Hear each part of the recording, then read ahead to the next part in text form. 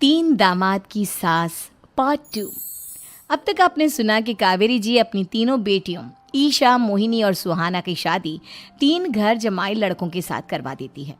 उन्हें लगता है कि ये लड़के शायद घर का कामकाज संभाल लेंगे, लेकिन उनके तीनों घर जमाई बहुत आलसी थे। वो नौकरी भी नहीं करते थे और बाहर का काम भी नहीं। कावेरी जी ने अपनी बेटियों से कहा कि वो प्रेगनेंसी का बहाना बनाकर अपने पतियों को सबक सिखाए।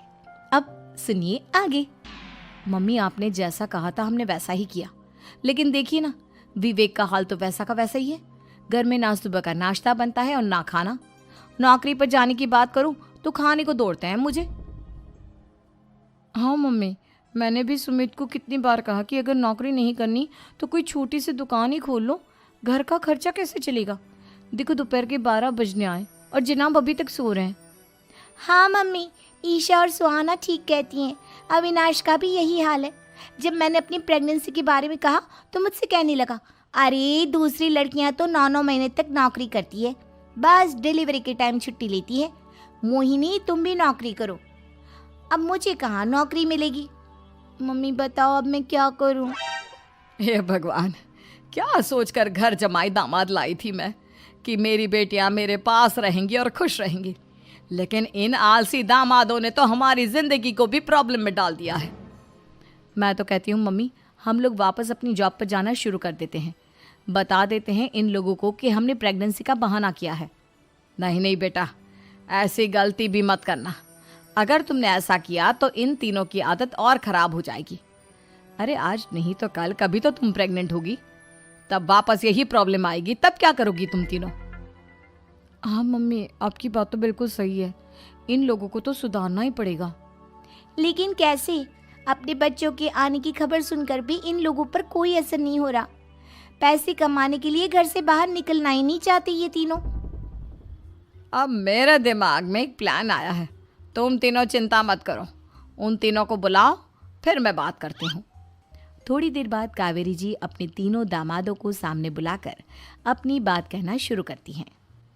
अविनाश, सुमित और विवेक, देखो बेटा, मैं ना तुम तीनों से बड़ा प्यार करती हूँ, इसीलिए तो तुम्हें घर जमाई बना कर रखा है मैंने। अरे मम्मी जी, सीधे सीधे कहिए ना, क्या बात है। प्यार तो हम भी आपको बहुत करते हैं। अरे मम्मी जी, आपकी इज्जत भी बहुत करते हैं। अरे भाई, आपके जैसी सास और कमाने वाली बीवी सबको मिलती है क्या? हाँ मम्मी, विवेक और सुमित ठीक कह रहे हैं। आपकी बेटी से शादी करके मेरी तो ज़िंदगी ही अच्छी हो गई है। जानती हूँ मैं, और ये भी जानती हूँ कि तुम तीनों अपने अपनी बीवियों से बहुत प्यार करते हो। बेटा, बात ऐसी है कि हमारे कुल गुरु ने कहा है कि प्रेग्नेंट होने के बाद मेरी तीनों बेटियाँ शुरू के 4 महीने हमारे गांव में जाकर रहेगी, जहाँ मेरे चाचा जी रहते हैं। अरे लेकिन क्यों मम्मी, गांव में जाकर रहने की क्या ज़रूरत है इन तीनों को। वो क्या है ना बेटा, हमारे परिवार को एक श्राप है। अगर मेरी बेटियों ने यहाँ पर बच्चा पैदा करने की कोशिश की तो उनके बच्चों को कुछ भी हो सकता है। इसलिए अब से लेकर 4 महीने पूरे होने तक इन्हें गांव वाले घर में रहना पड़ेगा। हाँ तो इसमें प्रॉब्लम क्या है मम्मी जी? हम भी वहाँ जाकर रहेंगे, पिकनिक मनाएंगे। अरे भाई, बीवी जहाँ हम भी वहाँ।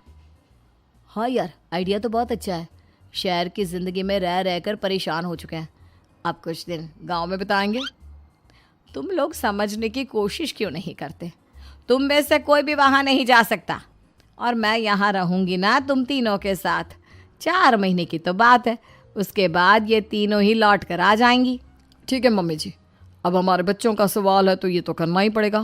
कावेरी अपनी तीनों बेटियों को कुछ दिन के लिए घर से बाहर कहीं दूसरे शहर में रहने के लिए भेज देती है।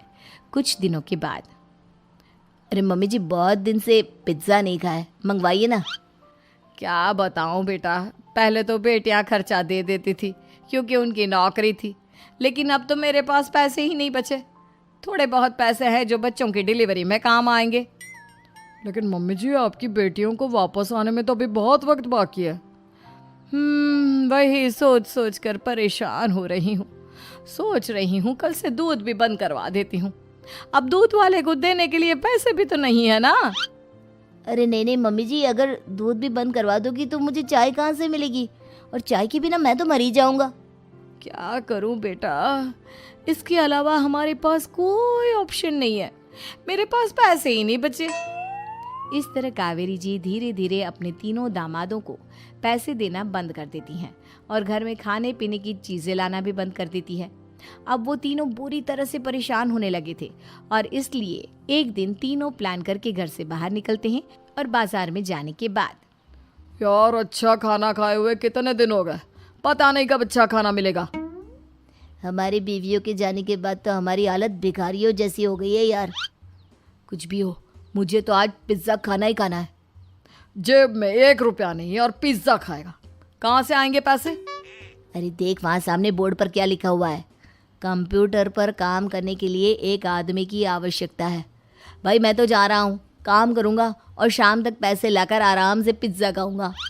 जा जा, तुझे कोई काम नहीं देने वाला, हम तो घर जा रहे हैं। चल भाई सुमित। सुमित और अविनाश वहाँ से चले जाते हैं और विवेक उस कंप्यूटर शॉप पर सारा दिन काम करके 5,000 रुपये कमा कर घर लौट कर आता है और अपने खाने के लिए अच्छी अच्छी चीज़ें भी लेकर आता है। ये देखकर विवेक और सुमित के दिल में भी कुछ पैसे कमाने की इच्छा जागती है। अरे सुबह सुबह कहाँ चल दिए तुम? मम्मी जी एक बहुत अच्छी जगह मिली है, कंप्यूटर पर काम करने के 5,000 मिले थे कल मुझे। अगर रोज़ काम करूँगा तो पूरे 40,000 की तनख्वाह। अरे वाह, ये तो बहुत अच्छी बात है दामाद जी, आपको जाना ही चाहिए।